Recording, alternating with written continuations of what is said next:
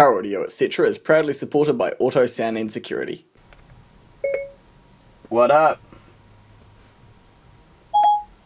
I'm honing my time travel skills. I keep bumping up against the Einstein-Podolsky-Rosen paradox, though. What?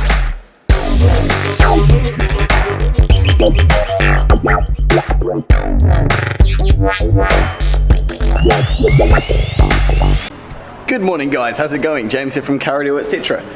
Today for you I have a 2009 Nissan X-Trail. This bad boy right here, little mini SUV. Completely Japanese, it's a Japanese import and thus it has a fully Japanese piece of crap inside. I say this every time we do these things, it's a real shame that they don't put English settings in these things, because some of the systems I take out of cars must be worth thousands of dollars, but I still have to take them out, all for the sake of people wanting to be able to read what they're seeing on screen. So here's the factory system. It's got steering wheel controls and everything. We got the stereo, the doubled-in stereo in here, which has got a CD slot, obviously TV, auxiliary, disc, AM and FM. I'm guessing the auxiliary is in the back or something like that, because it doesn't... Oh, it has a factory USB point. I need to try and hook into that. And yeah, it does TV and everything, which is pretty standard for Japanese stereos, and GPS and all that stuff, but obviously that's all totally useless here because it's set up for Japanese navigation. Which was the button that got us to nav? No, not that. There it is. There's like a nav stuff. But yeah, it's all set up for Japan. We get people coming in every single day with a variety of cars with Japanese navigations in them, asking if we can translate it to English or put New Zealand maps in it. The answer is always the same: no. Literally cannot do it. It's like a book. It's written in Japanese. I can't just work magic and make it happen, unfortunately. We'd make a killing, absolute killing, if we could change it to English, because these cars are just, there's so many of them.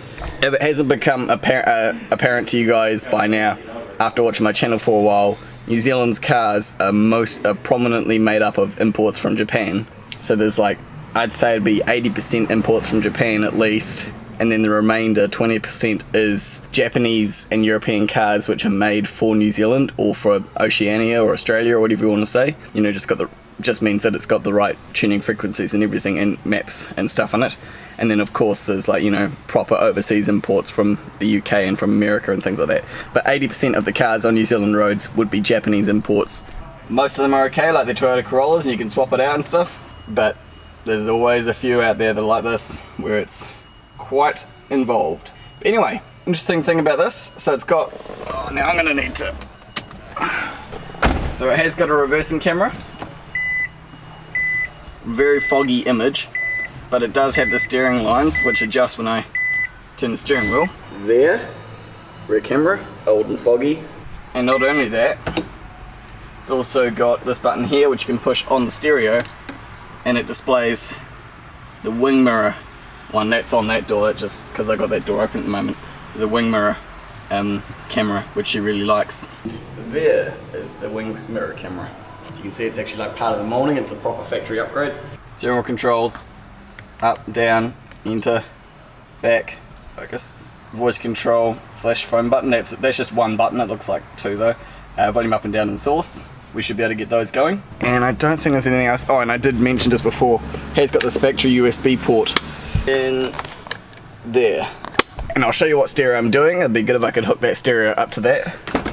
So what am I doing to this car? So this lady really likes her cameras, and I always say to people when they bring a car in that has a stereo and a separate screen which is displaying cameras, when the screen is going to stay and the stereo is going to come out and a new one's going to go in, I always say, now it's a 50-50 chance whether or not those cameras are going to be able to be retained or not.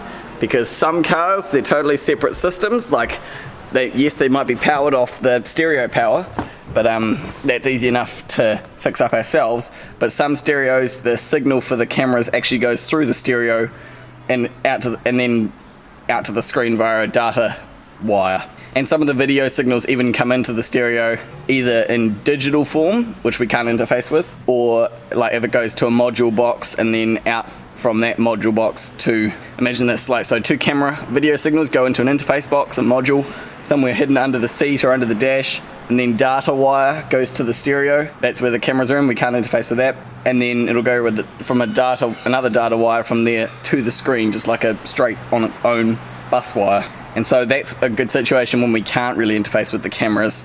Either that or we have to run new wires all the way out to them and try and find the video signals that way.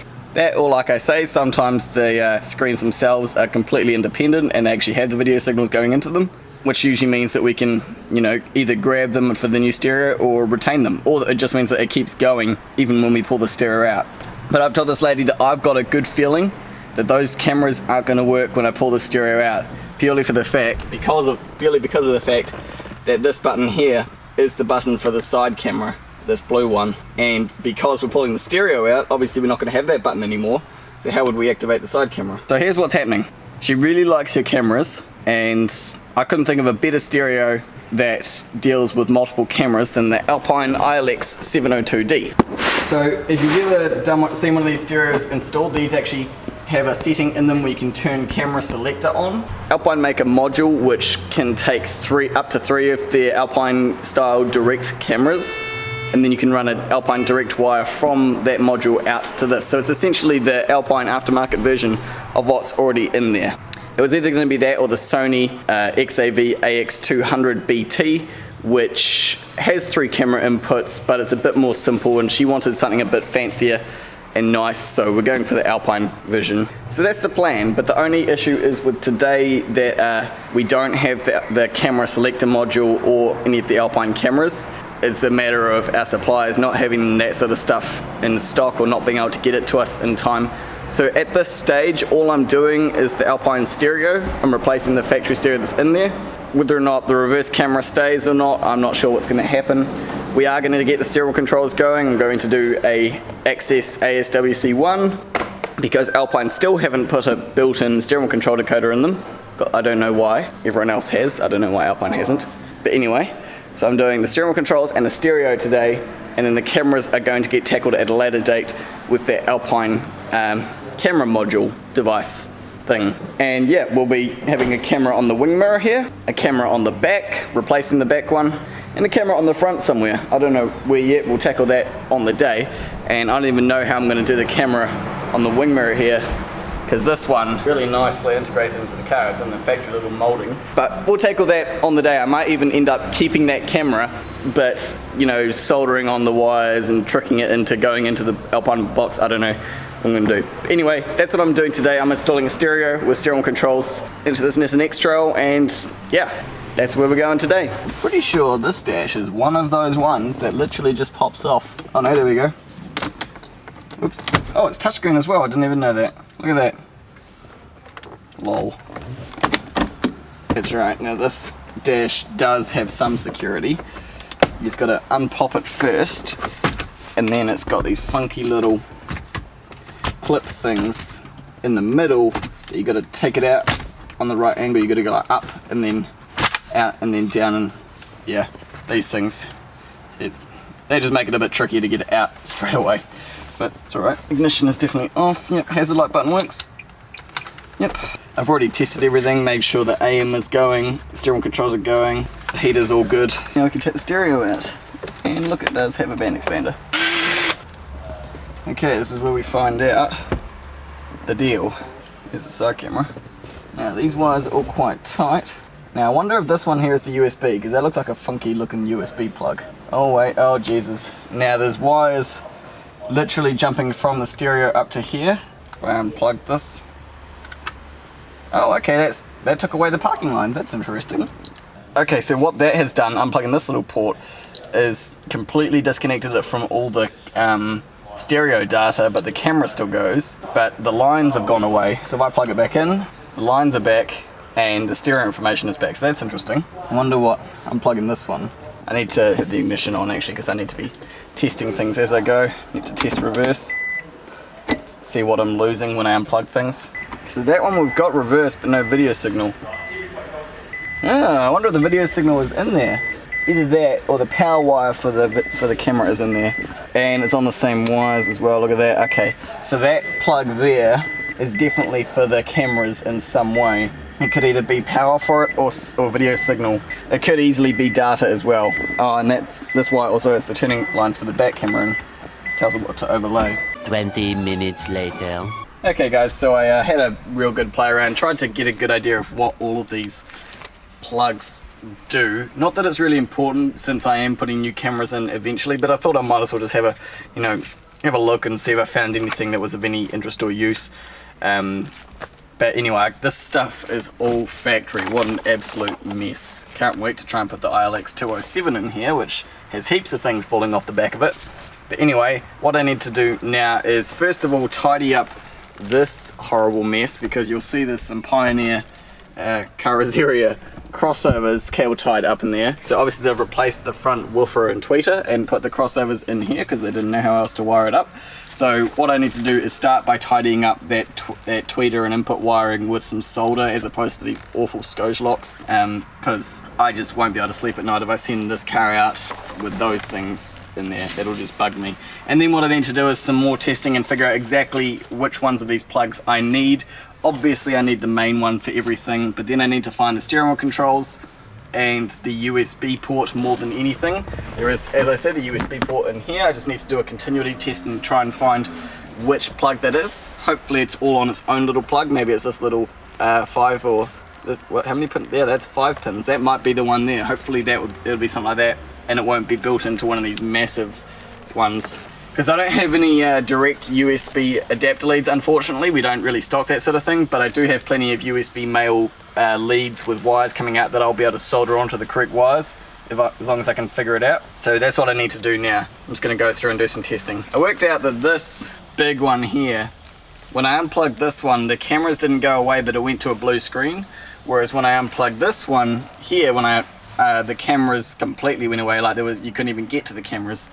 So I don't know, there's all sorts of crap. There's like 2 of these wires here have 6 volts coming out of them, so that could easily be, I don't know. Don't know guys, I'm going to do some more time and testing, but I'll catch up with you guys once I've got this sort of tidied up and I'm starting to look at doing the loom and everything. Okay, so I know it's still all of a bit of a mess, but that's kind of what you get when you got so many wires in here. But I found, I think, everything I need. I found the USB cable, which I, by the way, have chopped. Yes, that's right, I've chopped it. No, I don't have a plug that would plug straight onto that, unfortunately, and I couldn't depin it, so I chopped it. I'm going to solder a regular USB male head onto the wires there, and realistically, I mean, I'm going to give this back to him, but I honestly don't know, well, I don't think that the factory head unit is going to be going back in this car, because it's for the wrong country anyway. So I've chopped it. I'm going to solder a regular USB male head on, which looks along the lines, not this one, because this one only has 3 wires coming out of it for some reason, but I'll solder a USB head like that onto those wires. And I've also found my steering wheel control wires, which are here, 1, 2, 3, and I'm going to solder the ASWC1 to those. Everything's tinned up. Oh, and I got my reverse wire as well down here, so I've tapped onto that. So yeah, pretty much ready just to do the loom. Get our hookup. And this is probably the first time I'll be able to use the actual black wire in the loom for a Nissan, I think, actually, because interestingly enough, this Nissan does have a negative ground in the loom.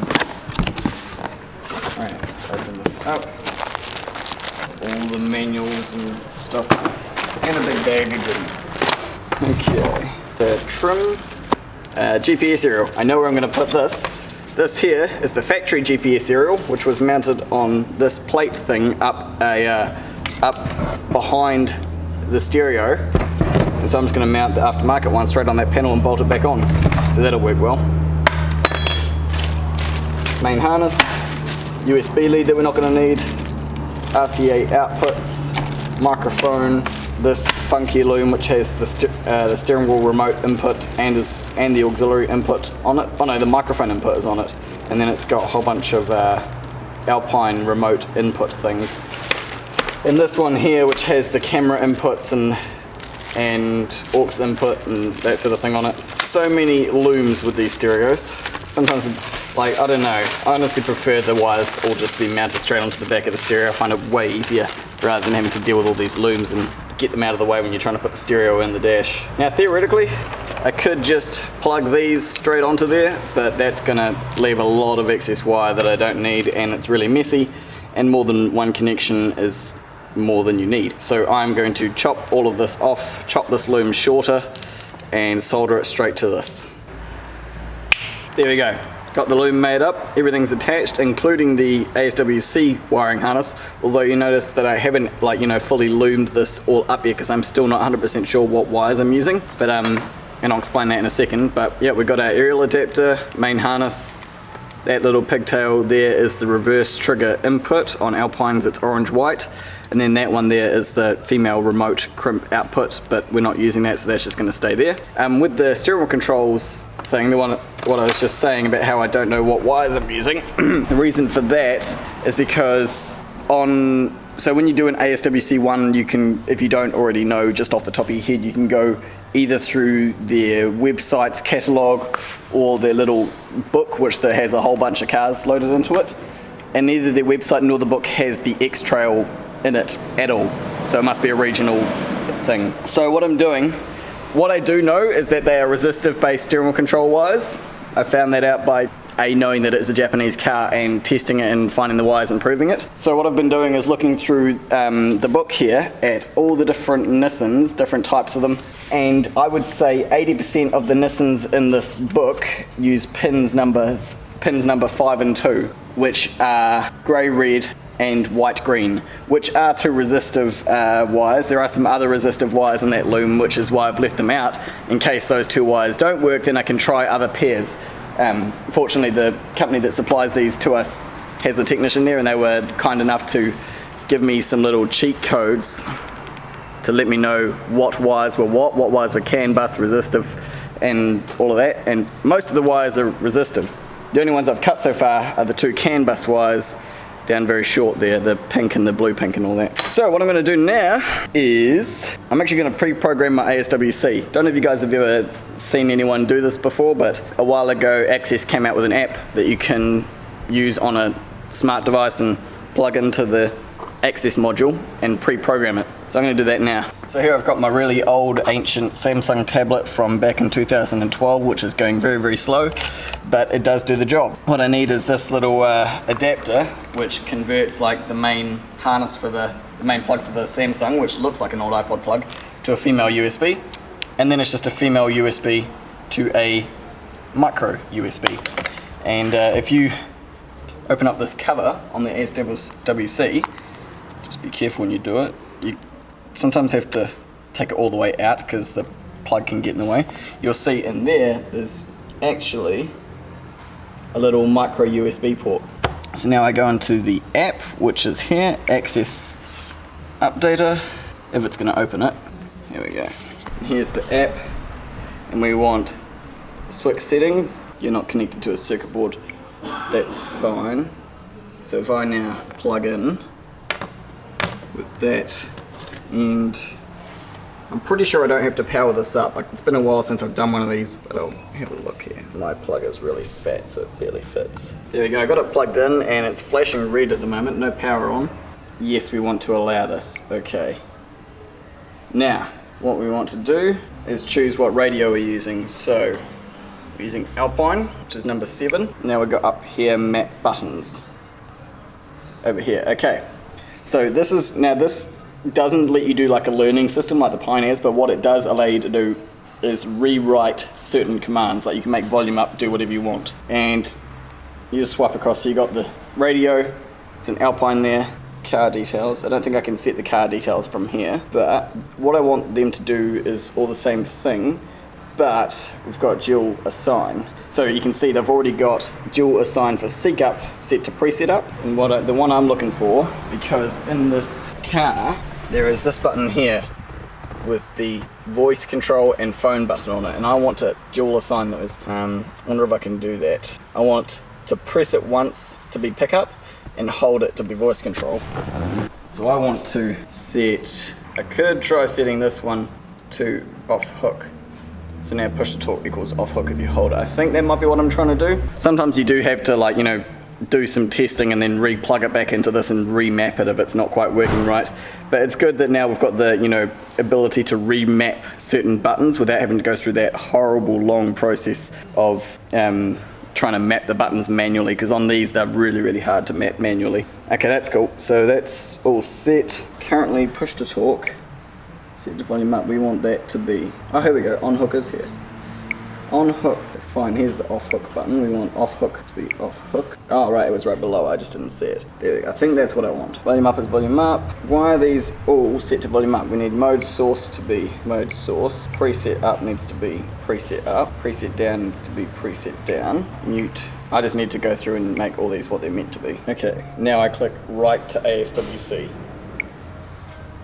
And it says the write was successful. Done. And now I'm pretty sure I can disconnect this. Okay, so I'm about to test the steering wheel controls. I just figure out what wires it's going to be. I'm going to start by using the numbers 5 and 2 since they're the most common, which is the white, green, and the grey, red.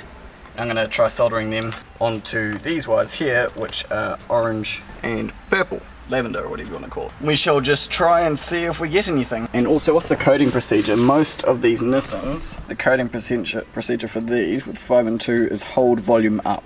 So I'm going to try that. Because I did notice when using the multimeter to test it, that it doesn't have just an idle resistance. You have to actually push a button to get any resistance there, otherwise there's no connection. The grey wire I have grounded because that's the reference ground, so that's done. And these two wires here I need to solder onto here. Okay, so I've got everything plugged in, that's all plugged in.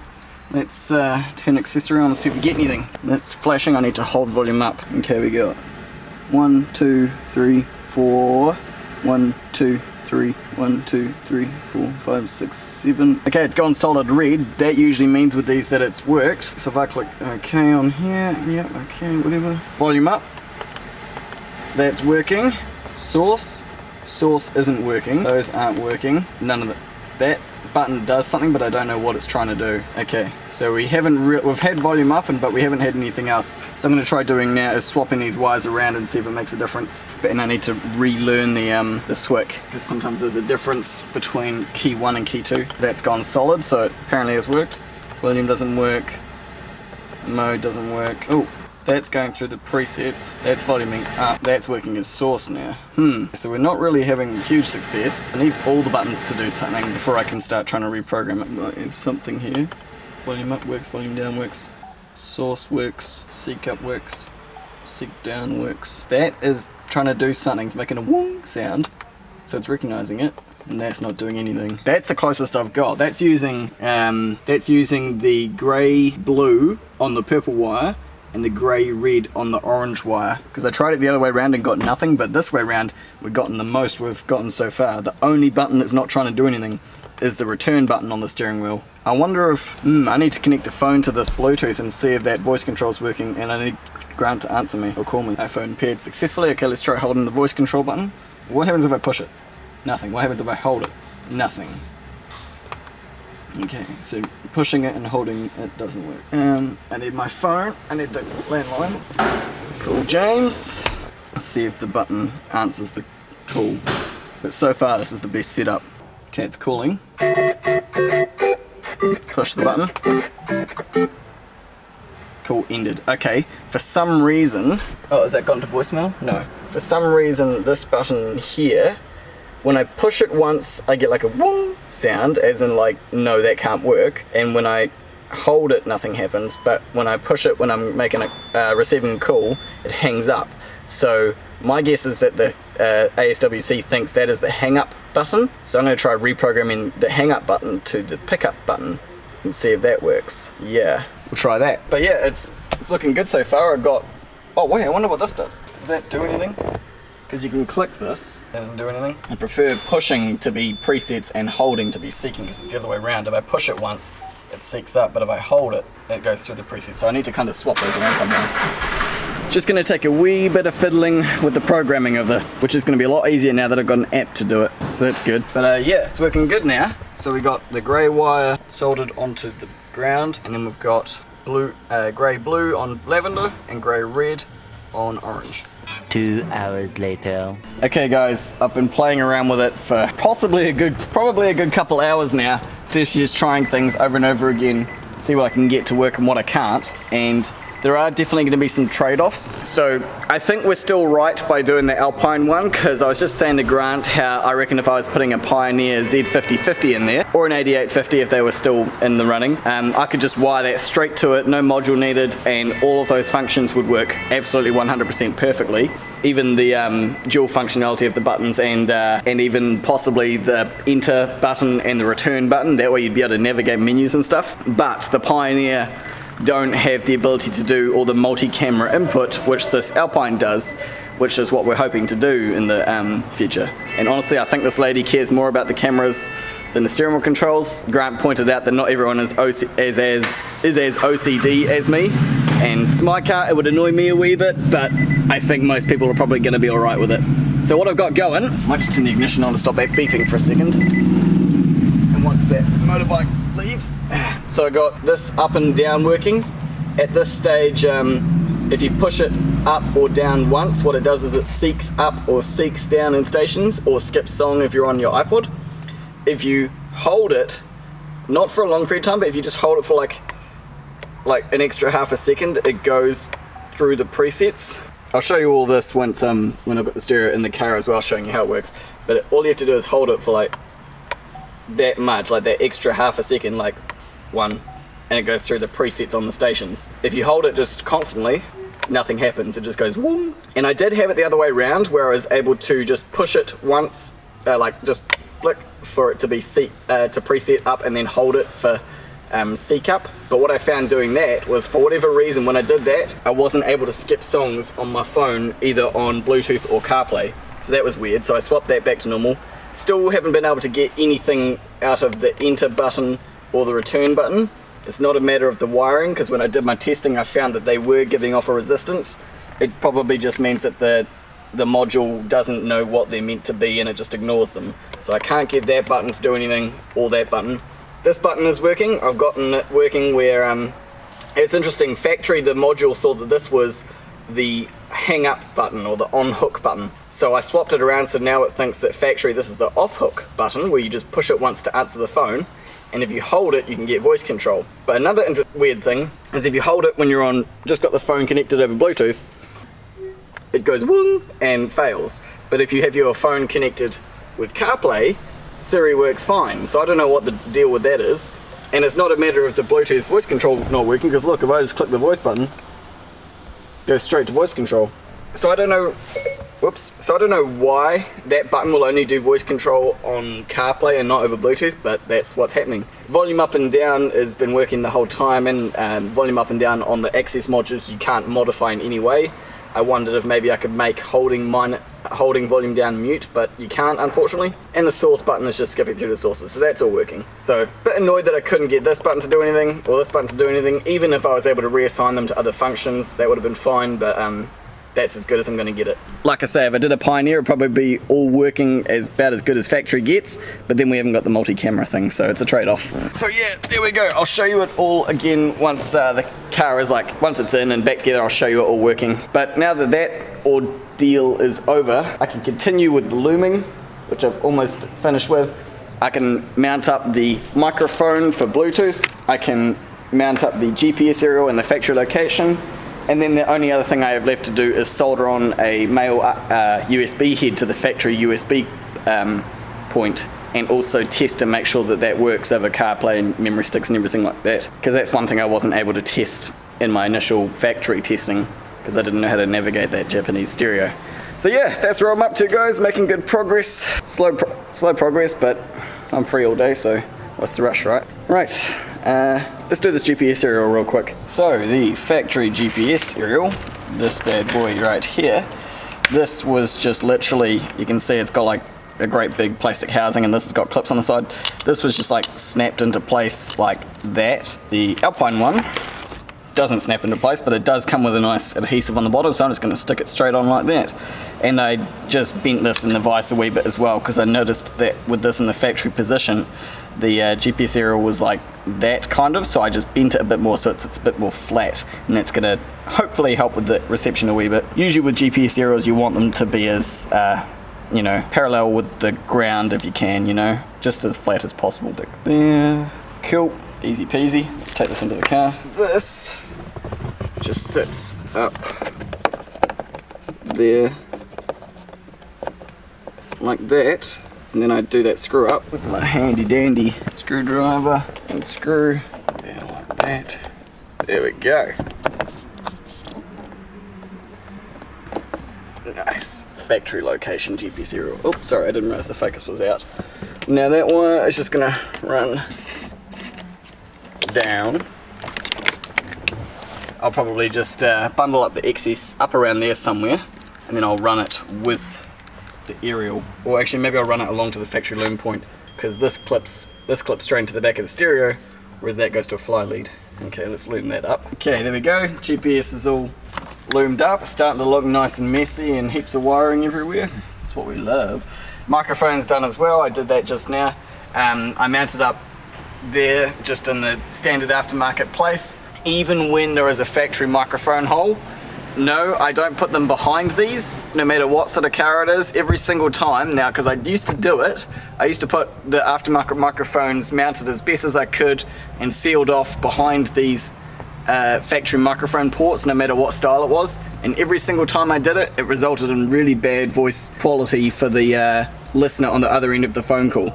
And I even thought, well, what if I can pop this down and then have, like, see the stemmy sort of bit of this microphone coming out of that hole, and then the wire just sort of ducking up into there. I thought that'd look quite cool with it sort of just floating sort of there. But then, so I took this down and I had to look up behind with my phone and the torch, and this is mounted up there with those real bastardy split ring metal clip things, which like are a once on, never come off again style of thing. I'll chuck a photo up and show you, but it's basically this has 4 plastic legs going up and then metal rings which come down and lock it on to the headlining. So that was never going to come down, I was never going to be able to do that. So I've just mounted it in the standard location. Wire is run down the factory loom, obviously, up behind the airbag or glove box. Actually, does this have an airbag? Oh yeah, the airbag's up there, not behind here. So yeah, it's just run with the factory loom behind there, comes out and then comes down, and the microphone on these ones goes to this funky loom here. So the only thing left now is the USB, so I'm just going to wire that up real quick. You guys, I can't remember if I said earlier how I'm going to figure out what wires are what. Basically I just have a USB cord plugged in here with the female on this end. This was just to extend it out a wee bit. I have a female USB, basically a USB extension cord plugged into the factory socket, and then I'll get a male one like this with wires coming off, and I'll use the multimeter and test continuity between these wires and these wires here, figure out which one is which, and then solder on a new male lead to there, which will hopefully be long enough to come out to plug into where it goes in the stereo. And then I need to test it. Sweet, I'm going to do that, heat shrink it, 3, 2, 1. Okay, there we go. I've got all the wires wired up and heat shrunk. All 4 of the middle ones. I worked out that white goes to red, and green goes to blue, and black goes to green, and red goes to brown or red or something. Yeah, it wasn't all colour for colour, like so it's a good thing I was testing, because yeah, it was not colour for colour. So they're all good. Now what I've got is this piece of heat shrink here, which is going to slip over here and cover these like that, and then I will fold over and solder the 2 shields together, and then after that there's another big piece of heat shrink which is going to cover all of it. Okay, got my USB cable done, it's all heat shrunk up and everything like that. So now I'm just going to, before I put everything back together, I'm going to test it by plugging this into here the right way around. It's always the 3rd time, eh? With USB, always get it the 3rd time. And then iPhone, my lightning cable plugged into the factory port. iPhone plugged in. Let's turn the key on. Oh wait, we should plug the stereo in first. Just the main harness for now. The key on. There we go. Cool. She's powering up. Question is the CarPlay going to work through the factory USB? Hopefully there's no circuitry in the way. Well, I just heard my phone go wong, so it's charging. Oh yeah. Let's see what happens. Hey, I think it's working. Sweet. CarPlay is working through the factory USB port. Good work, James. Pat on the back. Okay, that is everything wired up and ready to go. Time to put the brackets on the stereo and get it in the hole and deal with all of this factory wiring. Okay, I've got it ready to go in. It's in the brackets. Got everything plugged in just except for the USB because that's the shortest one. I have to plug that in as I'm putting it in. I've kind of loomed up all the other wiring that was in there, just bunched it up, and I'm hoping there's going to be room for it all to kind of sit up in behind the screen here since there's kind of a big cavity. I've also plugged in, this is the camera / CAN-IF harness, that's what the cameras will be plugging into, and the pre-out harness, even though we're not using amps, just because, you know, it's good to keep all the stuff together, because if you just give it to back to the customer in the box, chances are they might lose it and they then won't be able to upgrade later on. And here's the access module. I've put a sticky thing on the bottom of it because I'm just going to stick it to the top of the stereo once I get it in there. So, let's try and make this fit. This is it. Time for you to go in your hole. Alrighty. Start by bringing this up close up here and sticking this down. Okay, that's that stuck down. Actually I might try and put some of these pre-out related stuff that isn't getting used up on top of here as well. USB needs to go in. There we go, now get it all in here.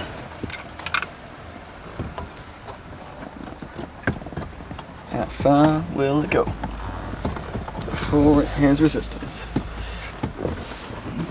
Good thing is I can see from up on top of here, and there's lots of good amounts of room in behind there, which is good. It's sitting in quite nicely. Let's turn it on.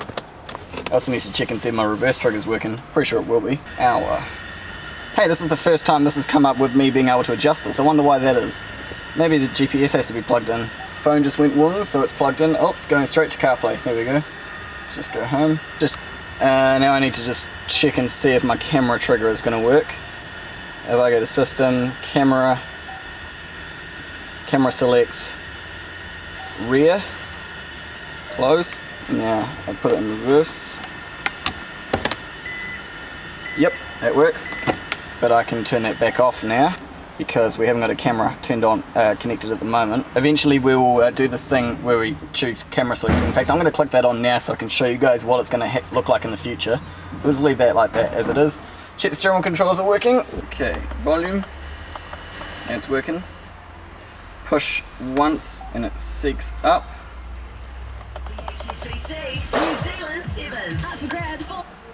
Seek up works. Seek down works. If I hold it up, it goes through the presets.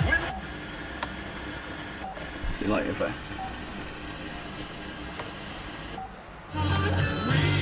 lot of them in black. Yep, that's working. We just love the I believe that's everything. Do I really need to check? Oh, I wonder if I'm not on CarPlay but the phone is plugged in. I wonder if the voice control works. It does. What's the weather like? It's currently clear and 22 degrees in Sydenham. Cool. Temperatures at Sweet as. Hopefully this looks good once it all snaps on. That's what I'm hoping for. Just to make sure everything's lighting up okay. Okay. The stereo is sitting quite far back. That's annoying me. This is flush. Nope. There is a gap there. Not good enough. Nope, nope, nope. We can't have that. This needs to be further forward. And possibly further down. Like it's sitting up quite high. Looks like it needs to come forward like a fingernail's worth. Because I want this to be flush with this. 2 hours later. Ta-da! Got it in. Literally 2 hours later. I spent probably about 2 hours getting that stereo situated and looking good. Because as you saw before, on the factory mounting position, it was like sunk back and up and there was a gap around it. So what I ended up doing, now it's going to be real hard to see, but and you can just see on the edge there, if I get my focal point right, yep, I used the trim that came with the stereo, which goes up, along and underneath. Like, I just used the trim that came with the stereo. And then what I had to do was, on the brackets where it mounts in, I had to extend the holes out further forward so that the stereo could sit further forward so that it pushes up against the dash, and also lower as well, because that Alpine, when I started, that Alpine logo up there was pretty much behind here and there was a bigger gap under here. So yeah, it's been a while, and also there was real nasty, like, it's not super clean, but there was like real sticky Tessa tape stuff that had been put along there so that the factory stereo would meet it nice and softly, and it looked real manky. So I did my best to try and like clean it off. I got most of it. It looks a lot better than it does, even though it's still kind of manky. But yeah, it's in, it's looking good. I've set it to red because, you know, red. That screen is now dead, doesn't do anything, it's not plugged in. Got everything back together, glove box and everything. And yeah, it's all working. So, steering wheel controls, let's have a look. Volume up and down. Take advantage of free fees this year, and with space Volume up and down works. right here on campus, there's no problem. Source button, we got radio. That goes to DAB, although we don't have it in New Zealand. Unfortunately, you can't turn it off. And then to Bluetooth audio. It's going to say no Bluetooth because my phone is plugged in with USB. And then it switches through to CarPlay music. I can seek up and down songs. Yep, that works. Voice control works, you have to hold this. What up? I'm honing my time travel skills. I keep bumping up against the Einstein-Podolsky-Rosen paradox, though. What? The what to what paradox? Seriously, sometimes Siri comes up with the weirdest things to say. And yeah, if you hit this button while someone's calling you, it will answer as well. So that's working. This one, as I say, isn't doing anything, and that's not doing anything either. Let's go back to radio for a second so I can show you that seeking thing. So, if I push it once, you'll see it like just seeks up to the next station. It's almost instantaneous though, because this stereo's got very fast seeking. So it's just seeking up stations at the moment. But if I hold it for about this long, now let's just get this out so you can see the presets. If I hold it for about this long, it goes through the presets. It's just like, just a little bit longer rather than this, which is a seek. If you go like, it's just the timing. It's like less than a second. But if you hold it, nothing happens. See? So yeah, it's kind of dynamic. I do wish the AceWick one had a wee bit more programmability, a wee bit more learnability. You know, I wish you could like plug it in plug it into the tablet and click learn and then push the buttons and then tell it what it means. But no, unfortunately not yet. It's just because the AceWick's, the Access is an American brand and this is a Japanese car, and yeah, things just don't quite cross over perfectly. So yeah, that's all working. Ah, and the reverse trigger's working as well. If I put it in reverse, it goes into reverse camera mode. And the only reason I've got the camera still turned on is so I can show you guys what it's going to be like once we've got this camera system set up. So if I just go home, which by the way guys, I don't use it very much, but you can navigate the stereo quite well with gestures. Like you just swipe down to get to the current source and then swipe down again to get to the sound settings, swipe back up, swipe up again. That's CarPlay there, I believe. So you see down here we got camera. So if I click camera, so the default camera I've got it set to be is the side camera. So this is like similar to what showed up there beforehand. And then if you tap, you've got side, rear, front. So the front cameras, you know, you can just move the caution. I like how you can move the caution up and down on these. Rear, you can turn the guides like completely off, or on the rear it's quite good. You got a hitch guide as well if you got a tow ball, so that's really nice. Side, you can turn the guide off entirely, or move that, and you can also adjust these as well. Not here, but in the settings you can adjust the angles of all of these lines for all three cameras.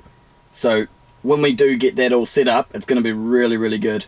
Yeah, I definitely prefer having the warning thing at the bottom, because you're more likely to have a bumper there or something. Sweet. Yeah, since we haven't got any cameras hooked up at the moment, we can go into, we can go to System, Camera, and then turn the camera. Oh, and also, like, if you're only using front and, say, side, you can have front and side camera turned on and have the rear one off, or other way around, you know. You can just choose what ones you have turned on, and then you can choose your default camera for when you click on the camera icon, what one it shows up first. So there's a nice quick access. If we just turn camera 2, and then you've got off, front, rear, other, or camera selector, but we'll choose off for now. HDMI, unfortunately you can't turn it off. It's either HDMI or DVD, I don't know why. You can't turn it off. DAB, you can't turn it off. Turn that off, and that off. Wow, there's so many settings. I don't know anything about DAB because we just don't have it here, eh? I think there's like a couple of stations up in the North Island, but down here in the South Island there's just none. I wish there was more. I know, because DAB is like digital, high quality, better than radio. Anyway, that's all there is. Sounds, visual, screen, general, yep, that's everything's sorted. Yeah. So there we go. Hold it down for like half a second, and it goes through the presets. Well, I suggest, or if I just click it real quick, your eyes it seeks down. goggles on, the goggles that Yeah. fall down my face. Does things go wrong? But what's interesting, I was saying this before, so if the phone is plugged in, the voice control works, right? You just hold this, cancel. There's nothing to cancel. Oh, I know, so clever. Right, so it goes back home. But if the phone is disconnected from USB, right, and then it says hands-free connected, cool, and we can now change source to Bluetooth audio. There we go, keeps playing. And now if I do the voice control, listen, if I turn the volume right down, you'll hear it. See? It just goes wing. It's like, no, I can't. But that makes no sense to me because you can do voice control over Bluetooth. Look, there's a voice button. What's the weather like? It's currently partly cloudy and 20. Albeit a wee bit slow to respond, it's still possible. So I don't know why voice control can't work from the button on here over Bluetooth, but it can over CarPlay. But I don't know. I'd put it down to the ASWIC one having limited functional outputs.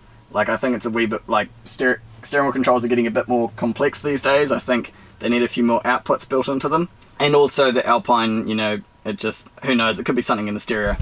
Just another reason why usually when we do these cars, I would be selling them a Pioneer or a Sony, because I can just learn it and get it exactly right on the first go without any troubles. But this person really wanted all the cameras and wanted a fancy stereo, so this is the way we're going. Because these are definitely very, very good stereos. I just wish Alpine would make things easier and put a steering wheel control decoder in their stereo. Because I know they do have their own one, I think, in their accessories list, but they can't be making much money off it because I don't think anyone in our industry will really be using them. Surely they'd be using some third-party brand for that. So I don't know. I don't know why they don't do it. They should just do it.